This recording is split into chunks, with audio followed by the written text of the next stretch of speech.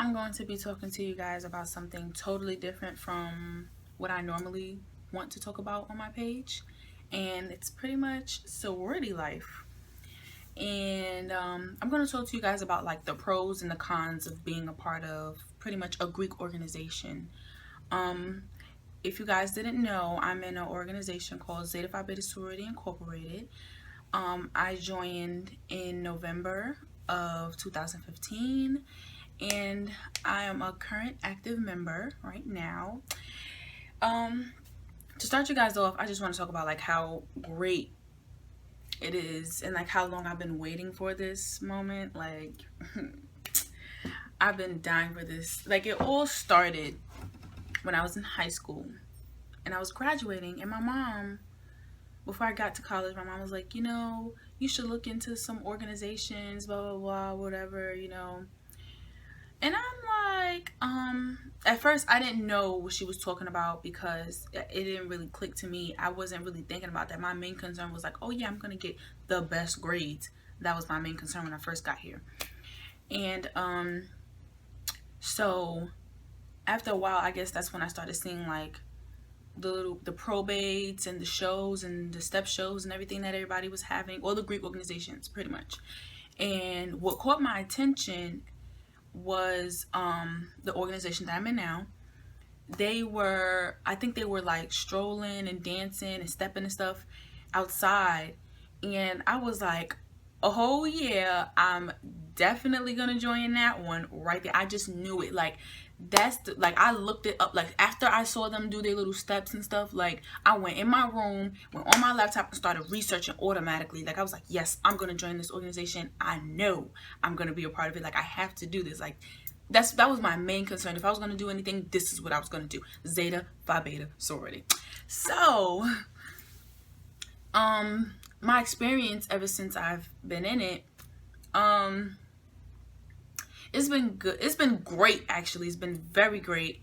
um I have made the best sisters I can ever have. Like when I tell you sisterhood is key, sisterhood is the biggest key. Like we love each other that much. We are there for each other all the time. Like I just love all of my sisters, all of my sorors. Like they have my back and I have their back 1,000%. I can honestly say that they have not let me down. They're not gonna let me down. Like they really are true sisters.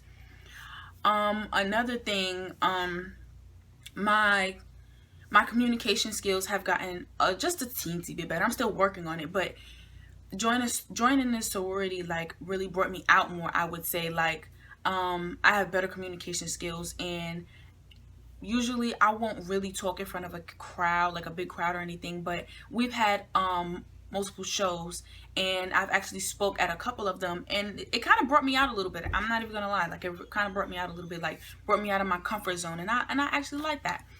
Another thing is your connections. My connections have gotten I have gotten a greater amount of connections. Like if I wouldn't say necessarily, not even just pertaining to jobs, but like anything in particular. Like if a soror is a part of something that I want to do or I need something, they're definitely there. Like they will definitely hook me up and get me where I need to be. Like I'm telling y'all, I love my sisters and my sorors. I'm telling you. But I've had a great experience. Like I've met so many people. I'm just more open. Like it's like it was like a new beginning to my life, like something added on to my life, and I actually love it. Like it's something that I cannot complain about, because this is something that you die with. Your sorority, you will die with your sorority. And I'm just overly ecstatic because I love my sorority just that much.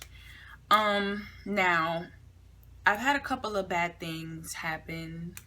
I'm not going to get into much detail about them, but one main thing is like friends. like people I communicate with. And I've never been the type to be around like a huge crowd. I've always been the type to be with like a few people, like 2 or 3 people. I'm not really into that whole big crowd thing. Or I've always had like a couple of close friends. Like we don't always hang in a big old group. And I have my boyfriend. But actually, I've lost a couple of friends since I've been a part of this organization, and I wouldn't necessarily say that they think I've changed, but our friendship wasn't the same because I had I didn't have any more time on my schedule, and I don't know if that's what drifted a lot of people away from me, but it's kind of been hard. And I'm not saying I've been dying for friends or anything, but it kind of hurts because a couple of those people were really really close to me, and you know they were there when I was like thinking about doing the whole sorority thing and everything, and just to know that when I actually did it, they kind of drifted away and like didn't want to be around me anymore. But things happen, life goes on. So I'm gonna give you guys the pros and the cons of being in a sorority. Pretty much to start you guys off, like, let me see. Okay, one pro is, like I said, how I expanded like my social life. Like I'm more open now when I talk to people and stuff.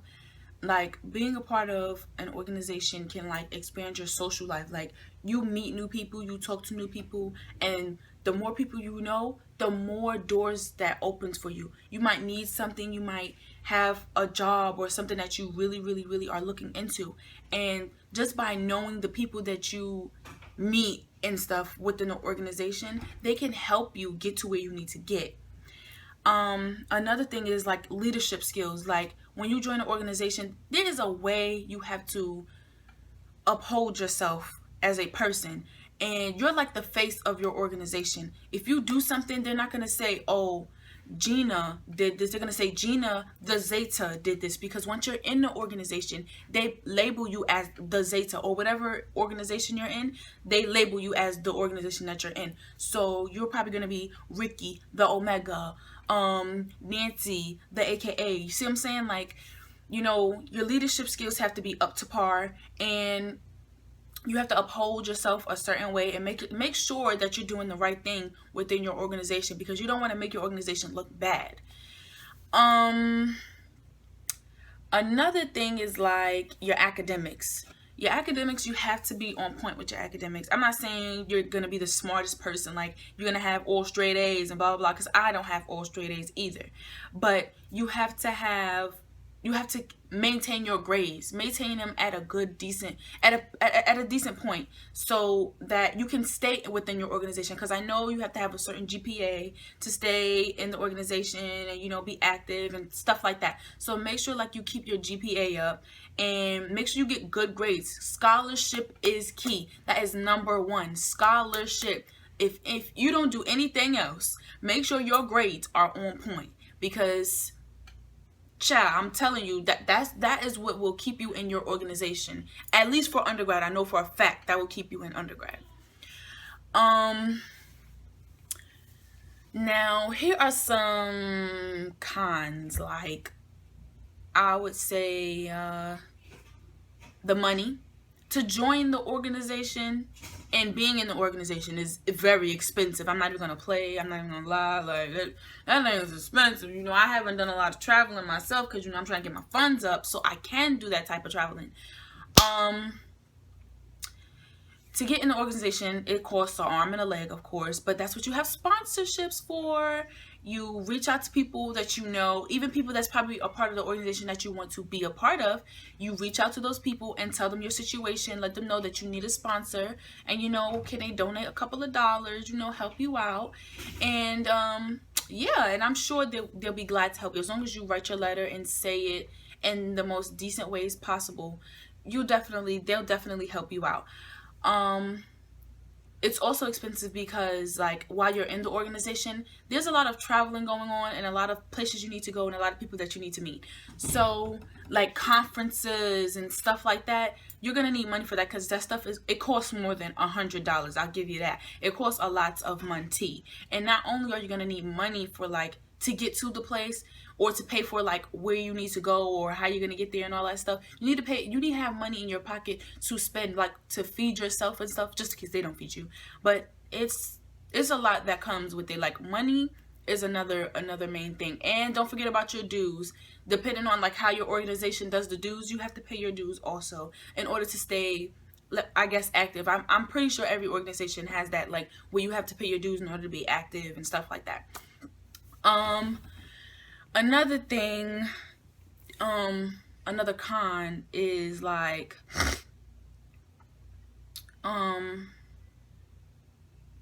the rules. They have a lot of rules within an organization. Like I said the first time, you need to uphold a standard in order to be the face of your organization, not make them look bad. So they may have, like, a whole lot of rules, like, you can't wear this, or you can't do that, you can't wear your letters and have a whole, it's just a lot. Like, the rules, it's just like certain things that they tell you that you can't do because you're now in an organization. And yes, you may not like it, but if you're gonna do something, do it around people that's not within the organization, or you know that it's not gonna, like, blast you out or make your name look bad or anything. Like, you know, like I said, uphold a standard for your organization. You don't want to make them look bad. Another thing is, most organizations nowadays, you're not supposed to be hazing. My organization, personally, we don't haze. We're a non-hazing organization. But there are a lot of things, there are a lot of other organizations and a lot of things going on within, like, the hazing and stuff. And I don't know how everybody's organizations work, but, like, just be sure you look out for that, because hazing is really big and it's just getting crazy. I've seen the stories, like, it's just horrible. Like, so just, that's one thing you gotta really look into. Well, what's another thing? Another con is, like, people label you. They label you as the organization you're in. I said this a few minutes earlier, but they name you as the organization you're in. Like, it's like, once you're in the organization, you have a new name. You have this.